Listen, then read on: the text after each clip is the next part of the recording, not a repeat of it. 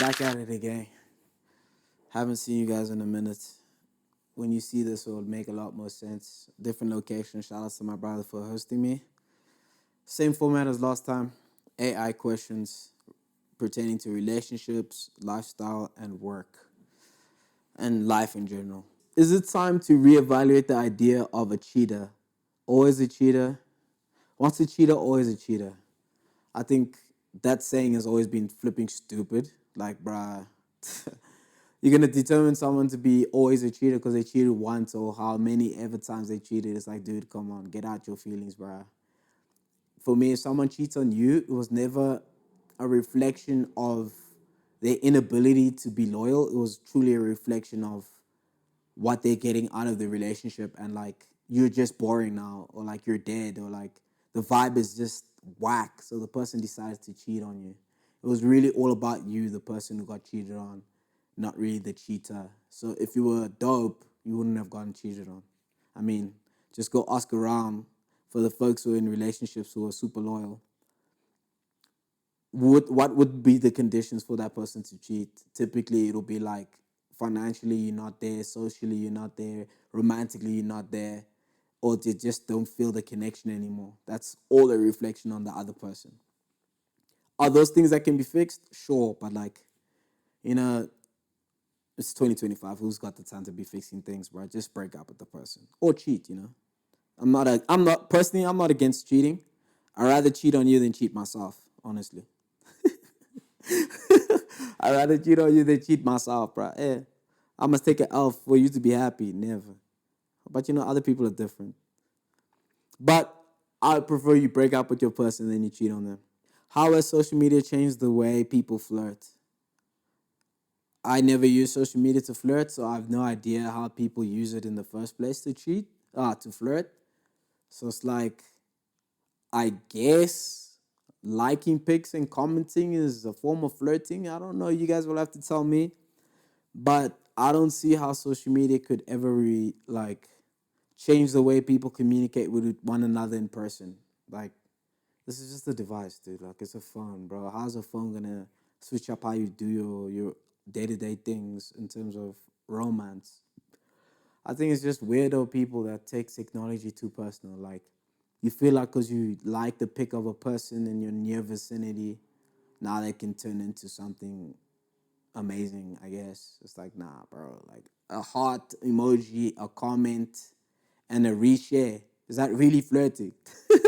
Or like, if you're gonna get in the DMs, okay, sharp. You might text something sick in the DM, but like at the same time, I don't know about y'all. I don't flirt or DM people, but I do know that people copy and paste their response to a person, or they pick up lines on the internet and then they use that on you.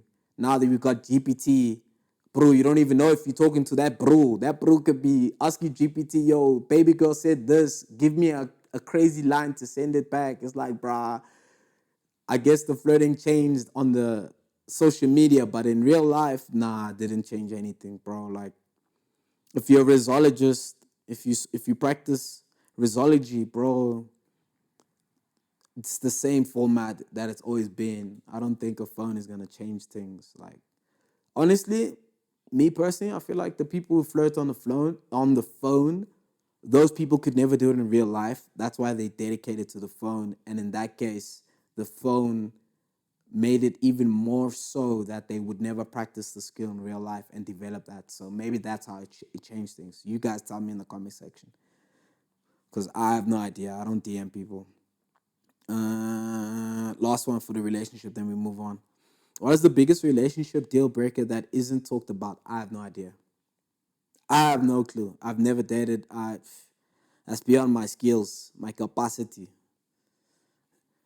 And when people break up, I don't care to ask them why they broke up. It's like, it's not my business. Plus, I was never really invested in a boyfriend girlfriend or boyfriend girlfriend situation.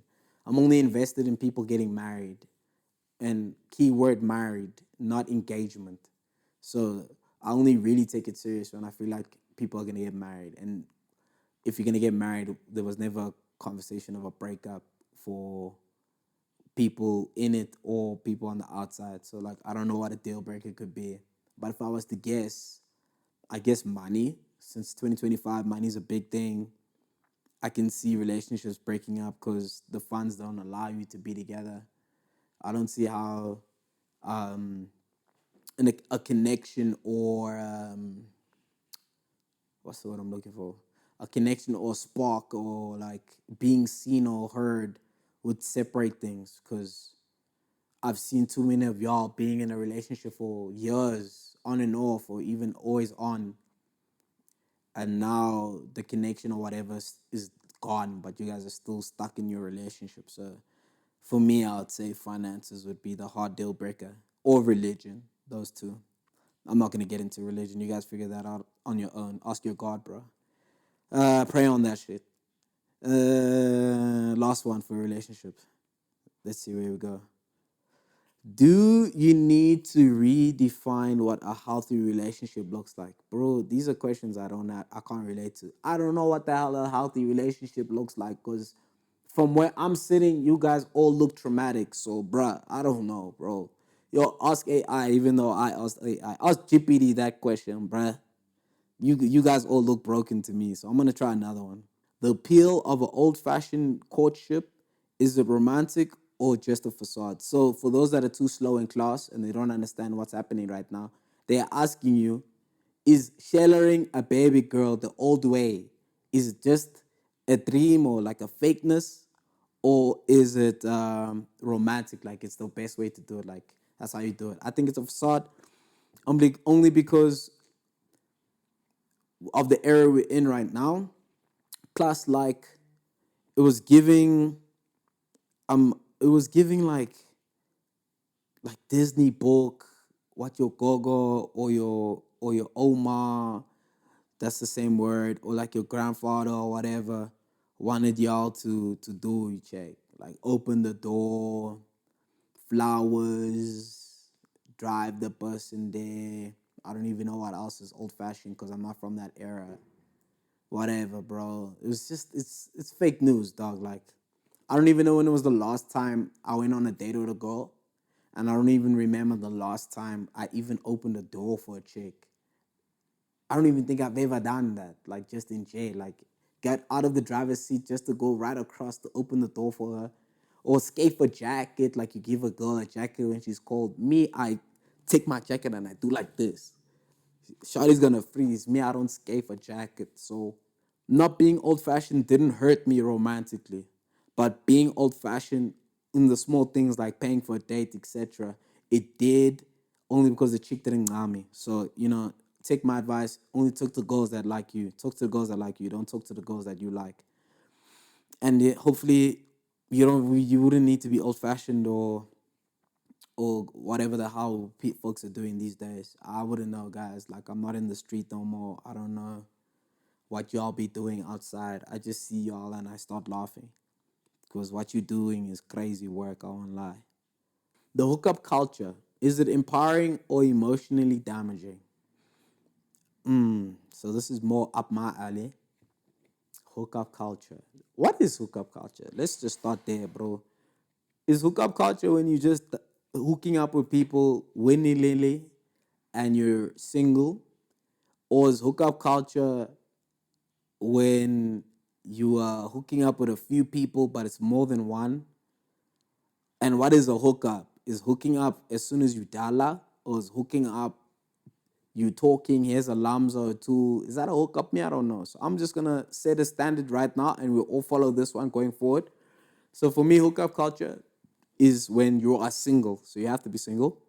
Two, when you in when you're hooking up with people just in jail, whether it's one person or a load of people. If you're single and you're just going body to body to body to body, or just a body, you're hooking up. That's hookup culture. And the last one is, there is no point where a relationship can be established, or you're confusing your engagement for a relationship. So there is no vibe. Vibes don't exist. It's really just wham, bam, thank you, ma'am, and you move on with your life. Or it's a rotation, for the lack of a better word. Some people have rosters, both guys and girls. Just have to say that. YouTube, don't cancel me. Yo, hey, don't cancel me. So it's one of those. So if we're going with that standard, Is it empowering or damaging? Dude, for me, I'd say it's a toss-up.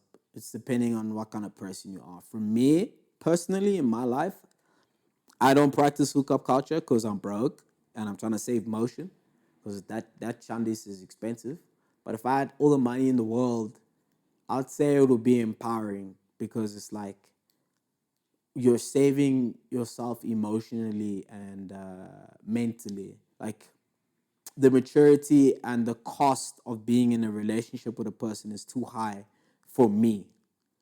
Emotionally, mentally, physically, financially, socially, those costs are too high for me. So just hooking up with a person will be empowering in my sense, where I don't have to cover those costs to the greater extent that you would if you were romantic with that person, like a vibe or a situationship or friends with benefits in those areas. I don't engage in that realm of romance.